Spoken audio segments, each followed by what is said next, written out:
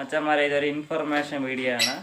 അപ്പോൾ ഞാൻ ഈ ഒരു കിളിയൊക്കെ നമുക്ക് എഗ് ഫുഡും കൊടുത്തിട്ടുണ്ട്, നമ്മുടെ സോഫ്റ്റ് ഐറ്റംസും കൊടുത്തിട്ടുണ്ട്, അതേമാതിരി സൺഫ്ലവർ സീഡും കൊടുത്തിട്ടുണ്ട്. അപ്പോൾ ഈ ആഫ്രിക്കൻ ലബയുടെ ഏറ്റവും കൂടുതൽ കഴിക്കുന്നത് സൺഫ്ലവർ സീഡാണ്. അപ്പോൾ ദയവ് ചെയ്ത് ഇതുമാതിരി കൂടുതലായിട്ട് ആഫ്രിക്കൻ ലബയുടെ സൺഫ്ലവർ സീഡ് കൊടുക്കരുത്. കൊടുക്കുന്നതാണെങ്കിൽ വളരെ കുറച്ച്, ഒരു 4 or 5 മാക്സിമം ഒരു ദിവസം കൊടുക്കാം. അതിൽ കൂടുതൽ ബേഡുകൾ കൊടുക്കരുത്. അപ്പം കുറേ ആൾക്കാർ തെറ്റിദ്ധാരണയാണ് സൺഫ്ലവർ സീഡ് കൂടുതൽ കൊടുത്താൽ ബേഡിന് സൈസ് വയ്ക്കുന്നത്.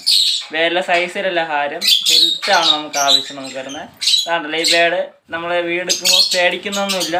എങ്കിലും ആ സൺഫ്ലവർ സീഡ് തിന്നുന്നതോടെ ആ ഒരു ലീൻ ബോഡി എന്ന് വെച്ചാൽ ആ ഒരു ചെറിയ ശരീരത്തിൽ അതിൻ്റെ യൂട്രസിൽ കൊഴുപ്പടിയുകയും അത് ഹാർട്ട് അറ്റാക്ക് അങ്ങനെ പോലുള്ള അസുഖങ്ങൾ വരാൻ സാധ്യതയുണ്ട്.